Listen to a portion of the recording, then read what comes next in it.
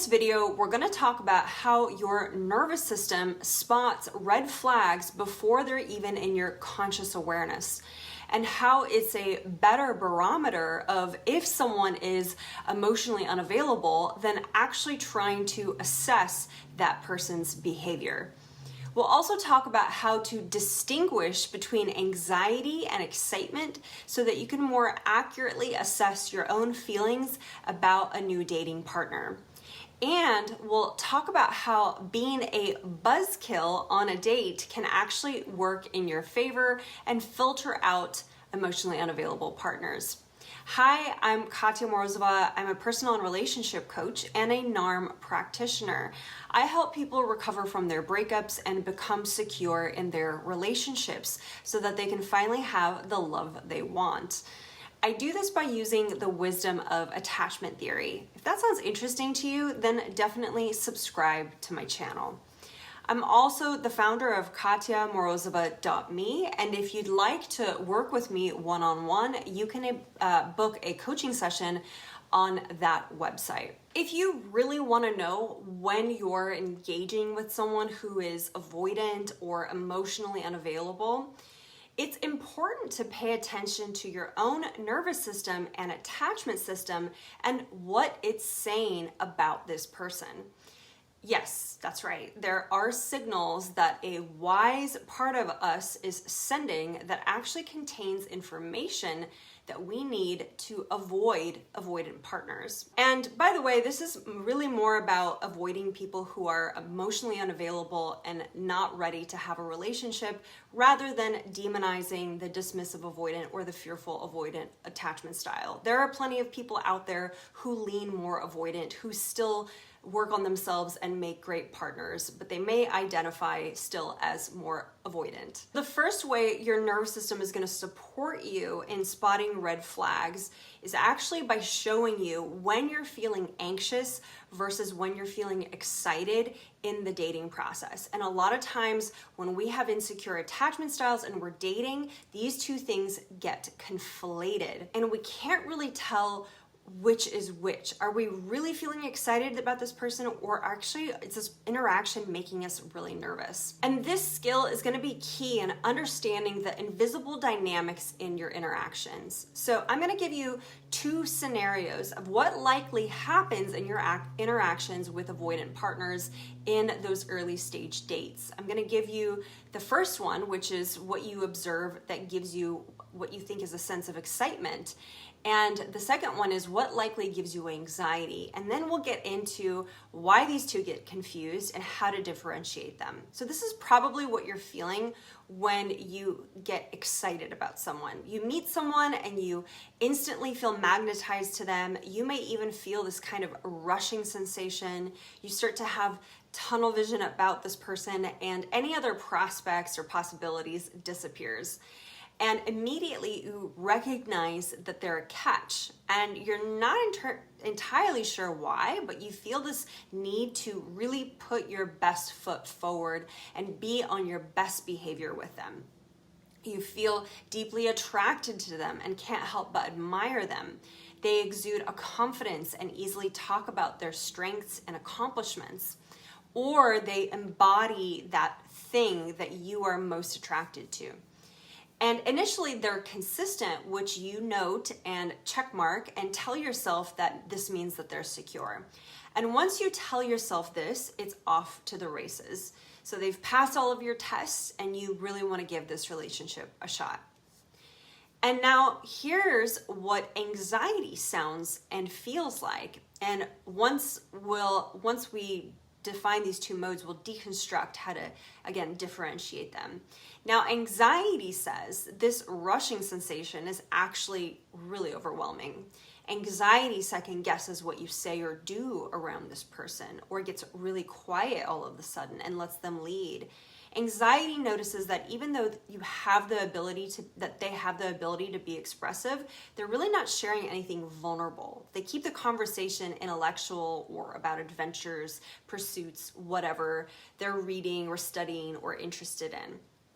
or a combination of each of your interests, which is all good stuff, but you're not really learning a ton about their relationship history or their family or their inner thoughts about relationships, dating, or the way they view themselves. Or they'll give you short, quick answers about these types of topics. Anxiety notices they have this defensive bracing when you ask about these things that's almost imperceptible, but that silently communicates to you, don't go any further, let's change topics.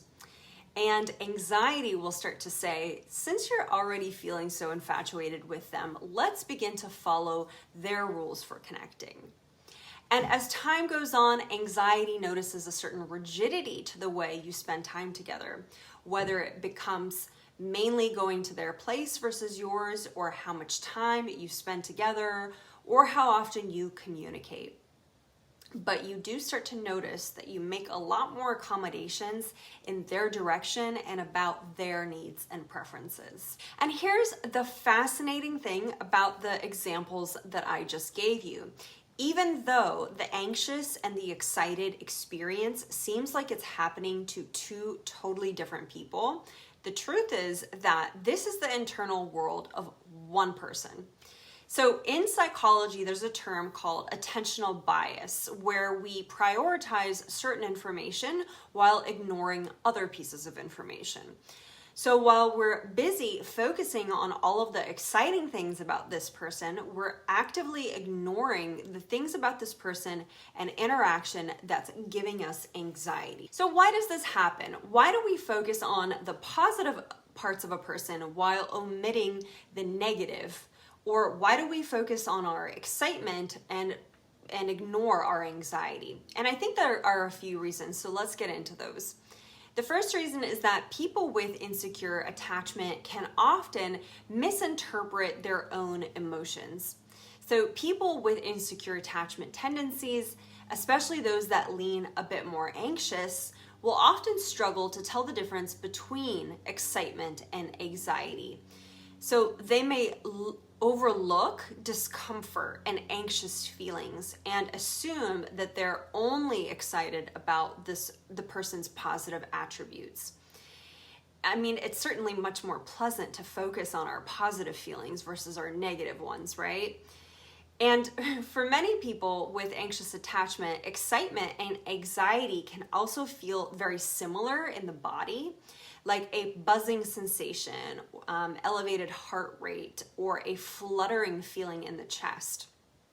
I'm curious, do you know when you're feeling anxious versus feeling excited when getting to know someone? If you do, comment below and tell us the difference. It might help someone else watching this video. The difference between the two is that for people who chronically struggle with relationship anxiety, anxiety acts as a signal emotion that's actually telling us to pay attention.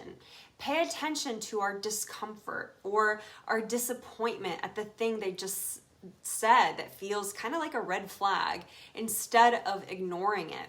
Anxiety acts more like an alarm bell, while excitement without anxiety is just pleasant. Excitement without anxiety allows us to stay grounded while being excited. Some other cues that you're likely feeling anxious and not just excited is that you're hyper-focusing on the other person. You're trying to assess the situation or assess this person rather than kind of being present in the conversation, in the exchange. Another signal of anxiety is that you're future thinking quite a bit. So you're jumping off into the future, kind of starting to plan this fantasy life that you have with this person or what could be.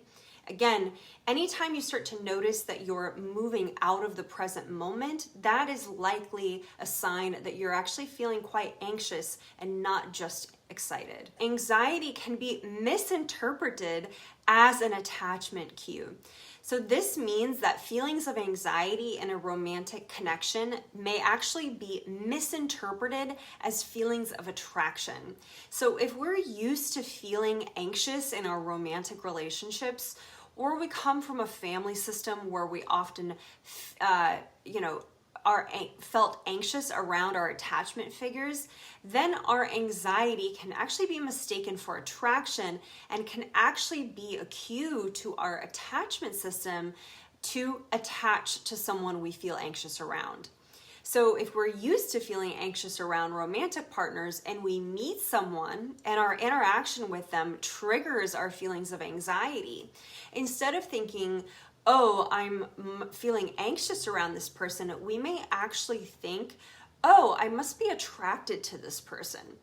And this is where familiarity is important, because ultimately we are attracted to and often attached to people who feel familiar to us and who evoke familiar feelings within us, even if those feelings are uncomfortable. To distinguish between anxiety and excitement is actually more simple than you think. It's actually about acknowledging that we do feel anxious around avoidant partners early on in the dating process.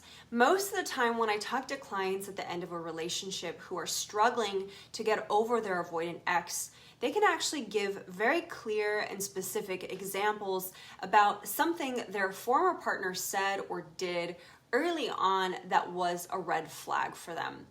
Now, of course, this isn't about shaming ourselves about something we can't change, because hindsight is always 20/20, but it is actually about acknowledging that you do have the capacity to notice red flags earlier than you think. And of course, I understand that anxiety can be uncomfortable, and yet it can also act as a signal emotion. It can actually communicate to us when someone is doing something that makes us anxious or uncomfortable. And those signals, if we choose to listen to them, can lead us to ask questions or draw boundaries that can help us gather more important information about the person that we're getting to know. One way we can normalize anxiety during early stage dating is to welcome being the buzzkill. So let me explain what this means. In interactions that make us slightly anxious, there's always something that we kind of wave away as insignificant, like if our date keeps wondering out loud why we're not drinking when they're on their third drink, or a date giving you little slights or digs that you laugh at and kind of say, well, they must just be flirting, but secretly make you uncomfortable and make you wonder why they're doing that. Or them dodging a question that you ask, or going on and on about someone they just dated for a little too long, or the way that someone gets too physical or too comfortable with us too fast, or that comment that they just got out of a long-term relationship that we don't exactly follow up on. So there are little things on a date that feel like a record scratch that most of the time we, again, wave away. And instead, they build up in the back of our minds and create these anxious feelings. These things bother us, but we don't want to say anything and be a buzzkill. We ward them off because they're minor, and we rationalize them by telling ourselves that we want to give this person a chance. But if you struggle with relationship anxiety and if you keep ending up with avoidant partners, then getting comfortable with your anxiety and with being a buzzkill is one of the ways that you can empower yourself in early stage dating and actually give yourself a chance. Those buzzkill conversations where you draw a small boundary, where you address the subtle thing they're doing that makes you feel uncomfortable, and then pay attention to their response, can give you so much information about the person that you're dating. An emotionally avoidant or unavailable person will shut down or make you feel bad about bringing something up, or will completely avoid talking about it or misdirect in these types of conversations. And those are your clues that this person might not be the person that you're looking for. And this is how your nervous system can ultimately act as a guidance system to avoid unavailable people, by first distinguishing between excitement and anxiety, and then allowing our anxiety to signal to us what it's trying to communicate. and then, if we need to take action to draw that boundary or voice a concern. Would you like support in empowering yourself in early stage dating so that you can make confident choices about potential partners and learn when to speak up, when to get clarity, and when to walk away, all by trusting the wisdom of your nervous system and your attachment system?